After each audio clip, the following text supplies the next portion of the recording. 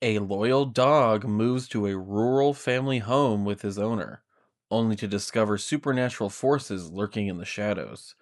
As dark entities threaten his human companion, the brave pup must fight to protect the one he loves most. This week we watched Good Boy.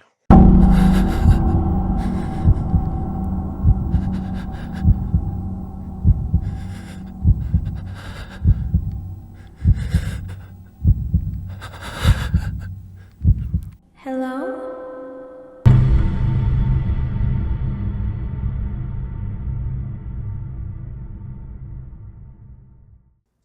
Oh my god. Oh my god. Welcome back to HorrorLegendPod. I am your host, Chris. And I'm your host, Legend. We took a little break. We're back. We did. Yeah. God, it was like a month, wasn't it? It was. It was like a month. It was like a month. What were you doing? I'm just kidding. It's like we had the holidays, and then I ended up getting sick. Yeah. A cold that lasted literally 3 weeks, which was fun. Cold. Yeah. Railed. Just kidding.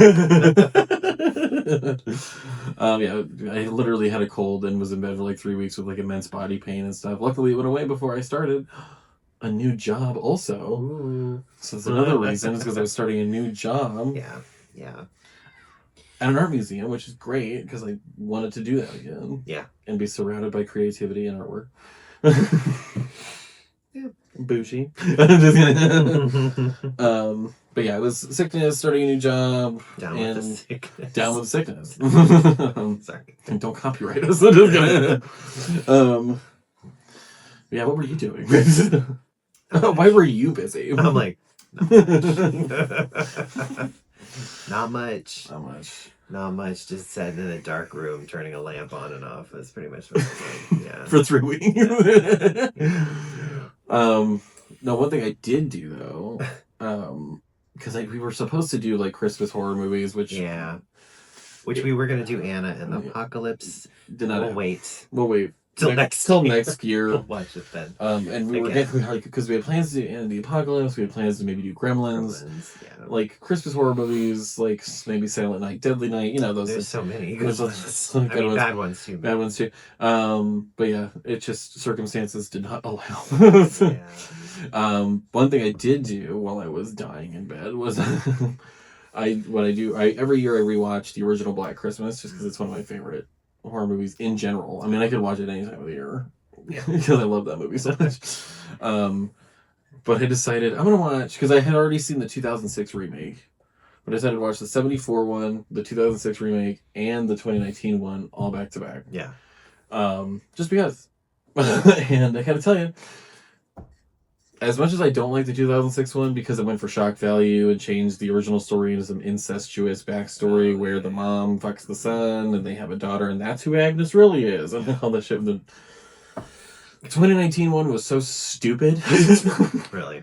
It was, oh my god. It was literally some like frat boy conspiracy to kill a bunch of the sorority girl. It was just so like trying to be feminist woke. And I wanted to kill someone the entire time I was watching it. And I was just like, this is just dumb. And it ended up, I don't know. Like, if you want to watch it, you watch it. I'm not going to ruin the ending or whatever, but it just ended up being some weird supernatural crap that I'm like, the original Black Christmas is genius. Never shows the killer. We watched it. We did an episode on it. You have no backstory. You have no backstory. You have no backstory. You don't know what's going on. It adds the fear of the unknown. I think the original title was called Stop Me because it wasn't supposed to be a Christmas movie. Then they made it into a Christmas movie. Yeah. We did an episode on it already, so I don't need to go into it crazily. But it's like you already had, especially for the 70s, them talking about things that nobody fucking talked about back then. Yeah. Like she's talking to her boyfriend being like, yeah, I'm pregnant, but I'm getting an abortion. Yeah. And he's like, well, no, you should keep it. Like we can leave college. She's like, I don't want to do that. Like, I'm done. I don't want to be a parent right now. I want to have my own life. Yeah. Like, I shouldn't have to put my life on hold because we made one stupid fucking mistake. Yeah. I'm getting an abortion. This has nothing to do with you. Like, it was, like, very progressive. Yeah. And then you had the 2006 remake, which I know you haven't seen. No. And like we can watch it sometime just for fun, or we can do it next year if we want to talk about it again. And like Andrea Martin's in the original one. She came back to be the house mother in the 2006. And it's like, yeah, female power, whatever. But and like some of the kills are the same. Like Claire gets killed pretty much kind of the same way, except they get bags thrown over their heads, and then they get stabbed with something when the bag's over their heads.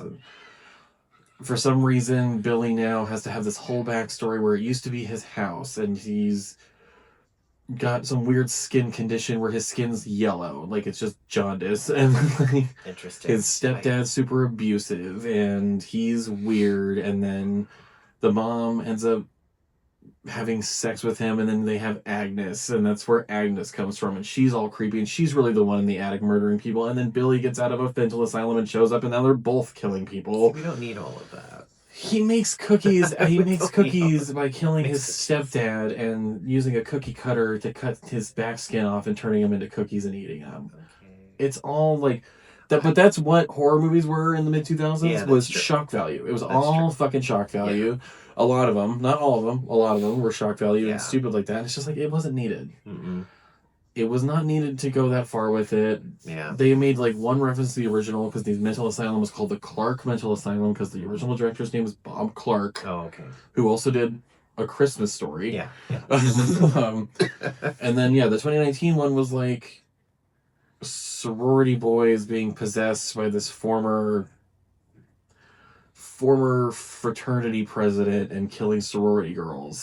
And they all have to be like traditional gender roles and all this stuff. And Carrie Elwes from Princess Bride thing is their fucking teacher who's like all about normal gender roles and shit and like totally creepy, and it's just like not as hot as he is in the Princess Bride, or in Saw. But yeah, I don't know. I just had to do a rant about that for beginnings because like I'd never seen the 2019 version and I hated it. I hated it. Yeah. You have such good source material, and this is what you're doing. I listed a very dated reference. That hated it. Hated it. I don't know. It just pissed me off. To be quite honest, it's like nothing's beat the original, and I'm like, just make a good. Is it that hard? You could even make a new one and have it still set back in the 70s. Yeah. Even if you wanted to make a modern version, it can't be that hard to figure out how to make a modern version of it. And the cool thing about the 70s one is you got to see how they like trace phone calls and stuff, like the machines and doing all this stuff, and like how hard it was. Like it was really cool. That's a pain in the ass. Yeah, but it was really cool. Plus, you had the same police officer, Saxon, who was also the police officer in A Nightmare on Elm Street. Oh, okay. Same guy. Oh. Very cool. Anyway, this is me ranting. About Black Christmas again, because it's one of my favorites, but, fucking hated it. I hated the 2019 version. Well, today, we watched... Today we decided to ease ourselves back in. Yes. Yes, with a shorter movie. Literally an hour and 12 minutes. An hour and 12 minutes. Which you never see, because movies are usually 90 minutes to 90 to like 200 minutes. Quite honestly, I like this length of a movie, but no, this was nice for like especially for like an independent Shudder horror movie. Like an hour and 15, like a short film, hour and 14. Especially for like this director's first like feature length movie. Yeah. But it's called Good Boy. Good Boy. Yes. Starring a dog. Yeah. And that's all you really need to know. And that's it. We watched Good Boy. Came out last year, 2025, because it is now 2026. Whoa. And the years go by. Good Boy came out last year, directed by Ben Leonberg, who had only really made short movies up until this, and it's cool that I believe it is a Shudder original. So Shudder gave him an opportunity to make a feature-length movie, which is really cool. Yeah. And this is what I love about like A24 and Shudder and stuff, is they're giving newer people chances to make feature-length movies. Even the Boulet brothers. Which the Christmas special, it's actually really good. Is it? I loved it. It was like Elvira, kind of like, or like that show that was on in the 90s that was like little small horror things, and like it was like that. It was really cute. Tales from the Crypt. It was kind of like that. I loved Tales from the Crypt. It had like they had like 3 short little that's cool horror things. Okay. Directed by David Dastmalchian directed one of them. Oh my god, that's so cool. Bonnie Aarons was in one of them. Oh fuck. And the other one was directed by I can't remember her name, but she wrote Megan and Megan 2.0. Amazing. And a bunch of other movies. Like she wrote some bad good movies and like. And for those who don't know who Dastmalchian is, he's the star of like Late Night with the Devil. Yeah. He's been in prison. He's always playing the creep. I don't know why he's been in The Dark Knight. He's been in Prisoners. He was in starring Late Night with the Devil, and he's gonna be in the new Street Fighter movie. Wow, that's weird. I know. Well, I mean, I guess he's playing like I forgot his name, but it's like the weird general looking guy. I know who that is. He's gonna be him in Street Fighter. I can see that. It's weird. I mean, it's not that weird if Orville Peck is also in it. So still wearing a mask. I mean, come on. I mean, why not? Come on. Give up the ghost. Just take off the mask. Take it out. We know what all of you looks like. We pretty much, yeah. So. We pretty much know what every single other piece of you looks like. But yeah, this is his first movie, which is great, and I'm glad like Shudder's giving people opportunities to turn independent movies into things. And $70,000. I was just looking at it. That's it. And then it made $8.7 million. Damn, that is a profit. But yeah, starring a dog. The dog's name is Indy, playing Indy himself. So cute. Oh my god, cutest fucking dog. So cute. So cute. The other dog, there's another dog in the movie named Max who plays the dog Bandit. He can't play himself. He can play himself. Wow. He had to change his name. That's Hollywood. Also very That's cute. Hollywood. Yeah.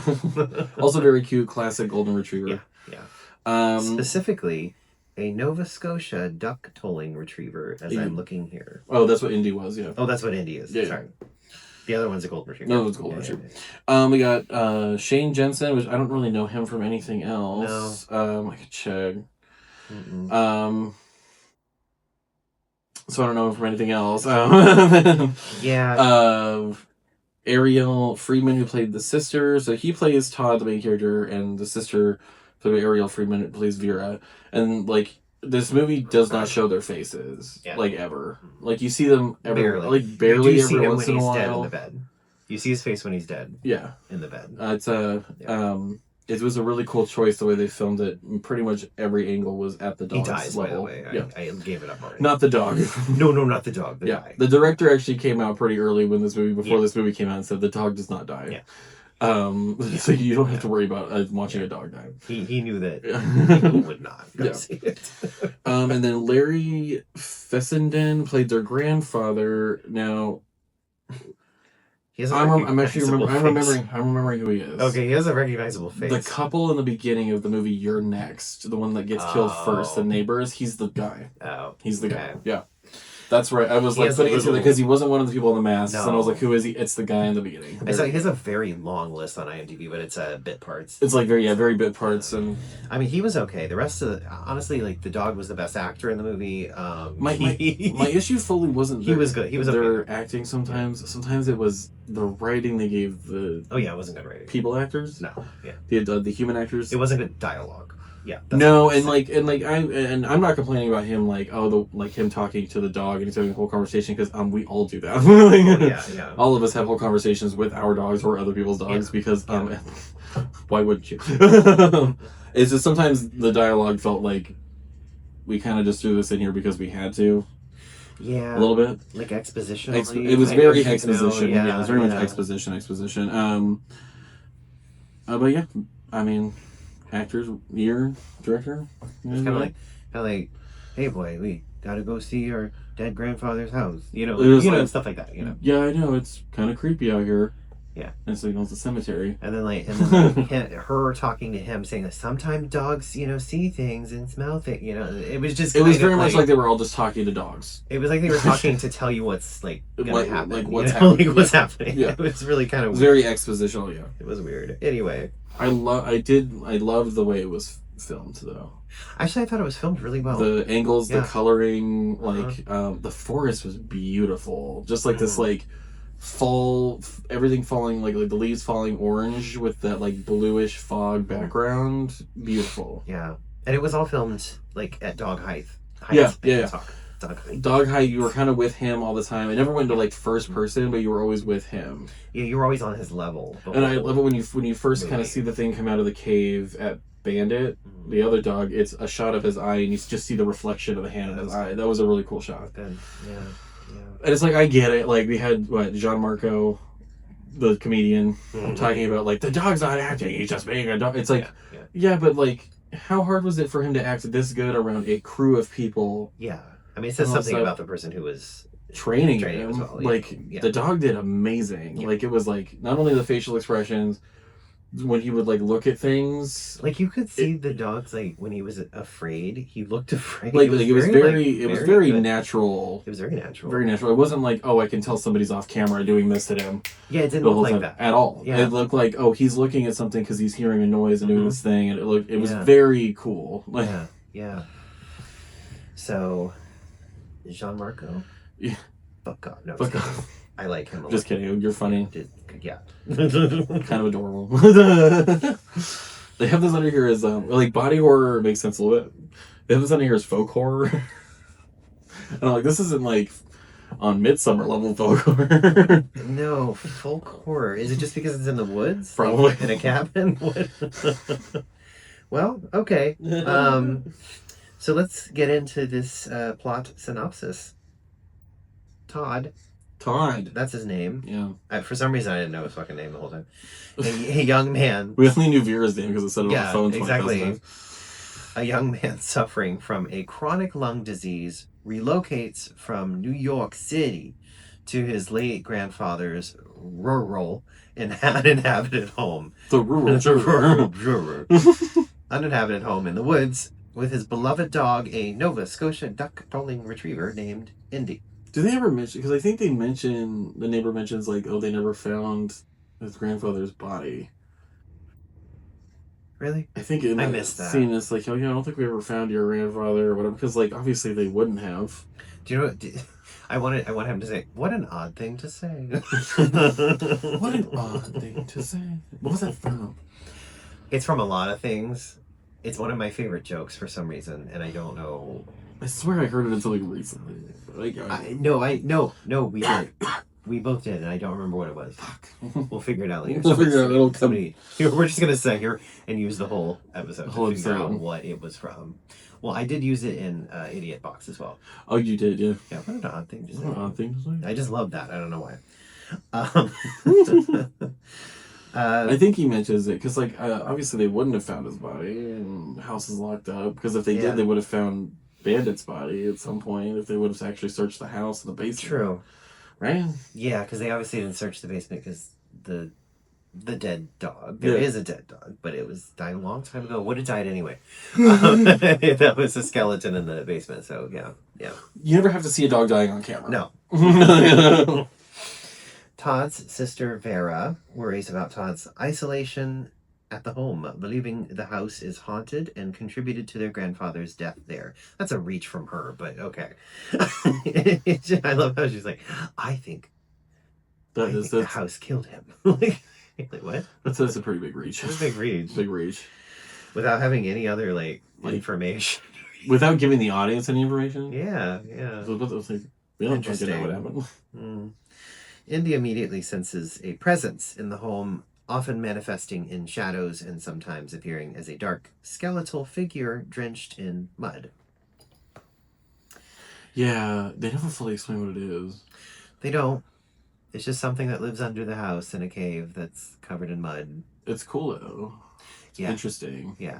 Oh, no, I like the premise of it. Yeah. While roaming the woods, Indy and Todd encounter Richard, a longtime neighbor who warns them of fox traps he has set in the area. And that's when he's like, listen, dick. Just That was a good sort of... I mean, they did a lot of things where, it was in the background or it was behind the dog. Or something. But this time it was just his grandfather's friend that was behind the dog. Yeah. Covered in the camo netting stuff. Camo netting because it's fox hunting. Yeah. Richard informs Todd that he was the one who found Todd's grandfather's corpse. Oh, okay. Okay, so now we know. There we go. And that his grandfather's golden retriever, Bandit... Oh, Bandit has been... They never found him. Never found Bandit. He was missing. Okay. Okay, there you go. That makes sense now. Indy recurrently observes the dark entity in the house and encounters an apparition of Bandit, which leads him upstairs. That was a creepy part when he saw Bandit. Oh my god! Because like it's behind him, it's out of focus, and it looks like a statue of the dog just standing there. Yeah. And all of a sudden it moves, and I was like, "It's weird." Like what the fuck? It's like that thing where like you see somebody. You remember? I don't know if you ever did it when you were a kid or even as an adult, where like you're in public and somebody's just standing very still. And all of a sudden they move in for some reason. It makes you jump because you've, for some reason, thought they were like a mannequin or some shit. I've never had that. Have you never had that?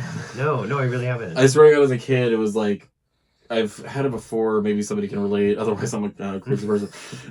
Where like somebody is standing so still and they're not doing anything, and you're like looking at them, and all of a sudden they move and it makes you jump because it's like you thought they were like weren't real for a second. Yeah, I get like, that. I understand. Maybe somebody can relate to that. Otherwise, I'm gonna up my medication. It might be a good idea. No, I need at least 3 more Wellbutrin. Wait, where was I? Oh yeah, the apparition of Bandit leads him upstairs beneath a wardrobe, and he finds a bandana that belonged to Bandit. And he has a vision. He has a vision, and the bandana is covered in blood. And Indy also experiences recurring dreams of being attacked by the dark figure and has visions of Todd's grandfather, who appears to have died in the home of a similar disease. Yeah. Yeah. Meanwhile, they never explain what disease he has, but he definitely has a chronic illness where he's coughing up blood. Yeah. So I was like, tuberculosis. I know, right? But it's not 1908, so I don't know. Chronic lung disease. That's okay, that makes sense. It could be like lung cancer then. Right? I don't know, because he does try to go get treatment at a doctor finally, and they say he's too far. Like he's too far along. Do Not going to treat him anymore. Yeah. Yeah. Meanwhile, Todd's health worsens and he begins regularly coughing up blood. He becomes increasingly aggressive toward Indy, and Vera, who constantly checks in on him by phone. Listen, I know you're going through shit, but if I ever see you choke a dog a little bit and push him off the bed, I'm going to hit you in the face. Yeah, I didn't like that. I did not like it. I was not a fan. Late one night, Indy awakens to find Todd in an incoherent state, slamming his head against the basement door. I mean, we've all been there. Who hasn't? Who hasn't? Well, Todd... This reminds me of that scene in Schitt's Creek when he's like, I had to sleep in the cab of a truck. And she's like, oh my God, who hasn't done it? Oh my God. Bashing his head against the basement door. Oh my God, who hasn't? While Todd sleeps, Indy observes a figure approaching the bedroom. Todd awakens, collapses, and is separated from Indy after the entity closes a door between them. Indy escapes the house, intending to find Richard so he can help Todd. Yeah, that jump off the roof. Oh, the dog jumps out of a window. It's a pretty fast edit, so obviously the dog didn't do it himself. Yeah. But it was just like, Jesus. Because it was like out onto a little... It's just like a thump, and then there's like a minute, and then he comes running out really fast. I mean, he lands in a bush, so it's like it's really bad. But it's like he goes out onto a roof thing and then jumps off. But it's just like Jesus. I liked the kind of like throwing a dummy down and then like it sets for a second and then he comes running out. You know what that always reminds me of? I don't know if I brought it up before. Somebody always brings up like when like being that type of person on a movie set that has to do that with a dummy or something. Yeah. And the one that they always bring up is Princess Bride, and they're like, "Can you imagine being the guy that off screen had to throw a huge rat puppet at Carrie Elwes off screen?" And then it was a guy in a suit. It's just so funny to me to be that guy that just has to throw a puppet at him from off screen. The rats of unusual size. Are the RUSs? Yeah.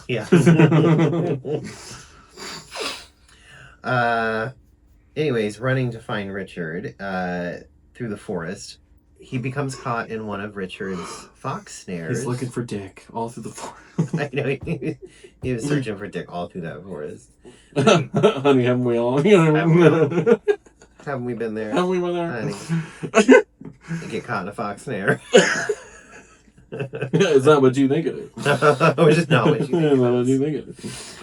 Todd reprimands him by leashing him out. He chains him outside in a doghouse in the rain. Nice.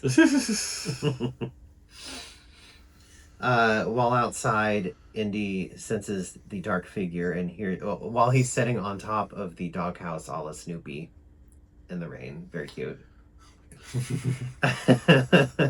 Indy senses fighting the Red Baron. It's so cute. Indy senses the dark figure and hears Todd coughing loudly from the upstairs bedroom. The figure attempts to attack Indy, but he breaks free by running into the doghouse. This was really cool because it was he runs into the doghouse, and then it like kind of gets to him, and he runs out of the doghouse, and then the hand comes out of the doghouse in the darkness and starts pulling the chain back, like to get the dog back. Yeah. Crazy. That was actually really good. I like that a lot. The figure attempts to attack Indy, but he breaks free by running into the doghouse again and knocking it over and breaking the chain out from the anchor inside. Indy finds the home cellar door open and goes into the house, encountering Bandit's skeleton at the foot of the stairs, going it down into the cellar. Meanwhile, the dark figure approaches Todd. Which is weird. I don't think they should have had the dog skeleton wearing his bandana whenever he found it underneath the dresser. I don't think it was really there. Maybe it wasn't. Or maybe it was. Because I don't know if the sister didn't really react to it. They shouldn't react to the fact that there was a dog skeleton. She did. I thought she was crying because her brother. Well, she was already, but she kind of reacted to that too. Because because when she opened it, she kind of like went like. Oh, I guess that's true. And then Indy, yeah. Oh my God! You know, I just thought of like. Indy was the dog's name. Sean Connery. In The Last Crusade? Yeah. Because that's in the trivia. Oh, okay. I was going to say that just like... It is revealed that they named the dog Indiana. Because of the last Indiana Jones. In The Last Crusade. I love it. Indy was the dog's name. Indy finds... I haven't seen that movie in forever. I know. It made me want to watch it. All those. I want to rewatch it because... All of them, actually, but... I don't even care if I want to... Like, I'll rewatch the bad ones, too. I don't give a shit. Oh, no. Totally. Yeah. We should watch all those sometime. Raiders of the Lost Ark. I haven't seen Temple of Doom in forever, and that was the one that was always on TV when I was a kid. Was Temple of Doom? It was always. It was always on TV. Yeah. Kalima. My favorite one though is The Last Crusade, just because it I don't know, has memories for it. Oh yeah. But I think my favorite is still Raiders of the Lost Ark, even though Temple of Doom was the one that was constantly playing. Yeah. Well, Temple of Doom is just great. Well, sure. The first one was just great. Raiders of the Lost Ark. Raiders of the Lost Ark. Beautiful. Yeah. Fantastic. Although, I don't know if you ever heard this, that the movie would have played out the same exact way if Indiana Jones wasn't even in it. Probably. Because he literally affects that thing. Interesting. Because he's just there. He gets captured. He finds out where the Ark is, but they already have it. They still open it at the end. It all would have played out exactly the same if he wasn't there. Wow. That was some weird theory that someone threw out, and I was like... It's true. Wait a minute. That's so funny. Huh. Wow. That's crazy. I still love it. It reminded me to watch it because at the end of Stranger Things, it was playing at the movie theater. Yeah. Plus, Temple of Doom had Short Round and shit. Yeah. Incredible. Yeah. Love it. That was great. The Monkey's Brains thing. Yeah. It had so many great, campy. Monkey's Brains. That one had, typical in Cantonese cuisine. is rarely found in Washington, D.C. Watch Clue the movie. I love Clue so much. That movie is a masterpiece. I wish I could quote it word for word like Katya always I does. can't believe they got a masterpiece out of basing a movie off a board game. Absolutely brilliant. Absolute masterpiece. I can watch that movie constantly. In fact, now I have to watch it again because it's been a while. I need to get my mom to watch it because she either hasn't seen it or hasn't seen it in so long that she doesn't remember it. And I was like, you need to watch the movie because it's so Jane good. Weedland is in it from she was from the Go-Go's, right? Yeah. Is she the maid? No, she is the singing telegram girl. Oh shit! This is your singing telegram. She's a good shot. Yeah. She's in for 2 seconds. No, the maid is the maid Yvette is Colleen Camp. Colleen Camp, yeah. Yes, who I really love her. She's funny. She's Camp. She's Camp. They did an interview with her where she talks about Tim Curry. It was really good. Poor Tim Curry. He's getting better though. Yeah, the movie here. Oh yeah, the movie. This is so short that we can go off on tangents and go off, honey. Go off. Well, girl. The dark figure approaches Todd in his bedroom while he is weakened, rapidly deteriorating. Indy arrives. I know. Aren't we all? Are we all? Indy arrives in the bedroom and comforts Todd, who turns and faces his own corpse lying on the bed, realizing he has died.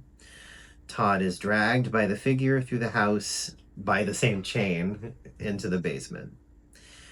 Indy chases him, attempting to save him as he is pulled into a dark, cavernous tunnel.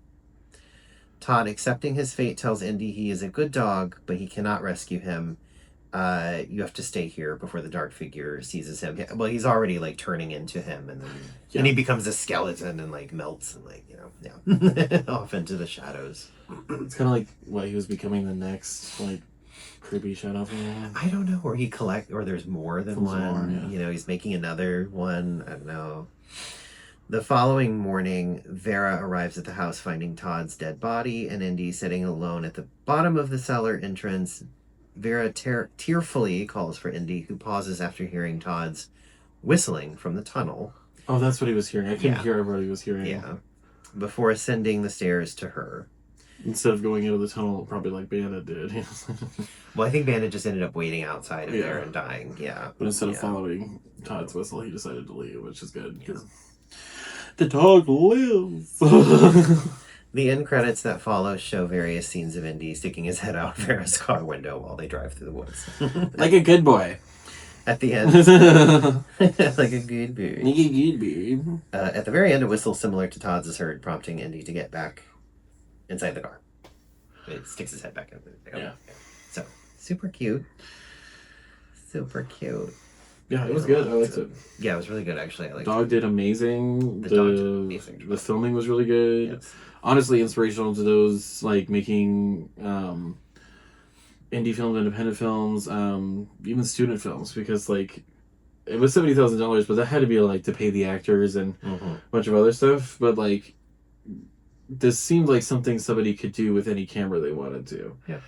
And like a group of friends, which is cool. It's like Evil Dead, like the original Evil Dead. It's like if they were all college friends, they just went out and filmed some shit. Like it's really cool when you can see that you don't need a shit ton of money to make a project, and it doesn't have to look like incredible. Like go out and film it, do it. You have an idea, do it. Watch $80. Doesn't look incredible. No, it does not. But it took a very long time. It just requires time. It does. It's just time. It was a lot of time, but it was fun. Yes. So, I'm gonna trivia corner. Trivia corner. So, according to the director, the shooting took 400 days over 3 years. Jesus. Because, well, it's a dog actor. Yeah. And then he's actually the director's dog. Yeah. Yeah.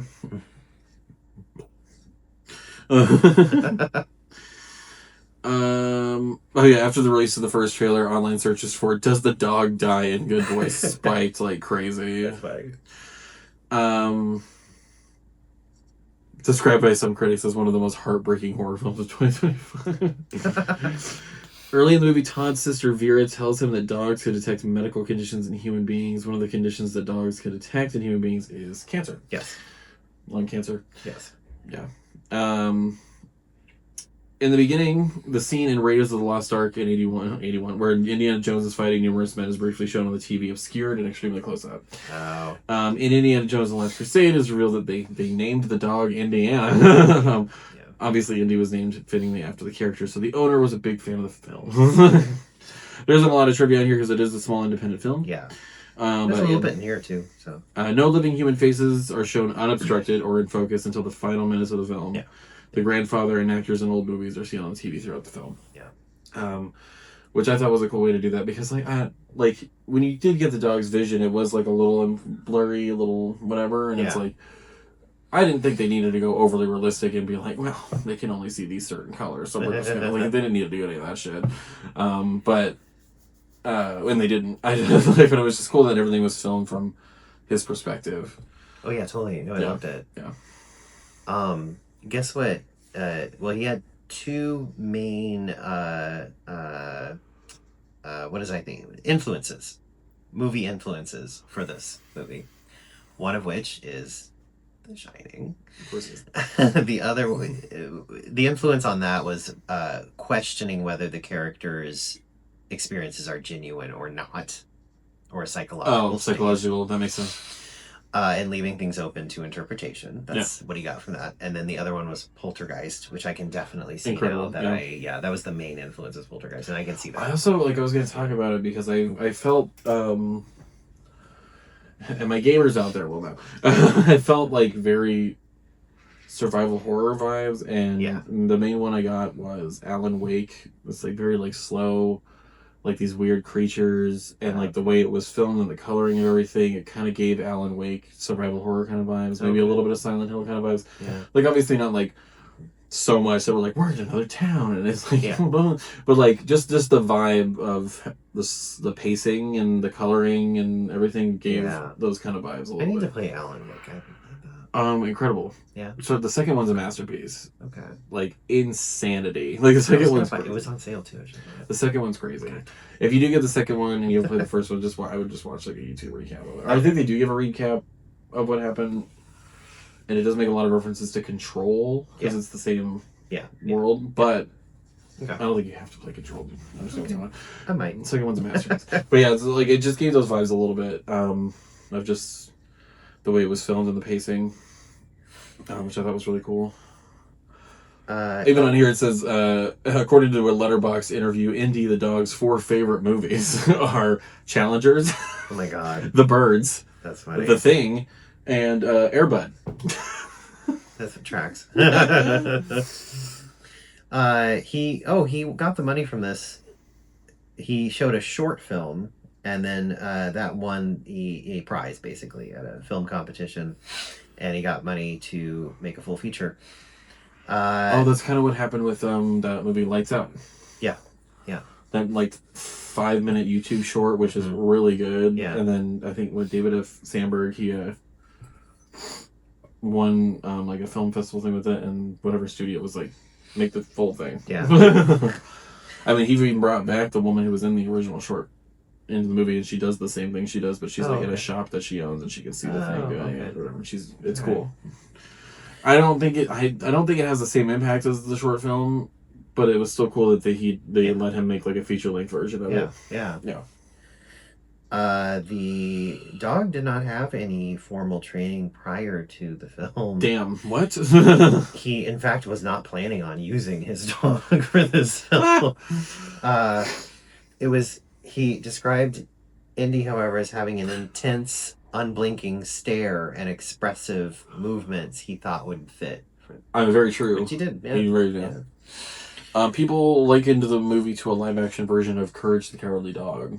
Oh, yeah. That's amazing. The director said he hadn't put that connection together until he saw Reddit posts about it. And he was like, oh. That's funny. But, God, if they could do a live-action Courage the Cowardly Dog. He had a really loose storyboard also because you simply could not predict the movements of the dog enough. You can't plan for it enough, to have a really strict storyboard. That's so it kind of was just made up as it. I mean, hey, it worked. To direct Indy, Leonberg would make bizarre noises and say unusual words and strange vocal tones to elicit curious reactions. I mean, it worked. That dog, it's just like the way he reacts to things, the way he looks back at something, the way he looks back over his shoulder at something, the way he does things, it was perfect. Like it just works so well. He utilized the Kuleshov effect. What does that mean? I don't know what that means. I figured you might know. How do you spell it? Oh, Kuleshov effect is a film editing montage effect demonstrated by Russian filmmaker Lev Kuleshov in the 1910s. Viewers derive more meaning from the interaction of 2 sequential shots than a single shot in isolation. Oh. I kind of understand what that means. I think, yeah.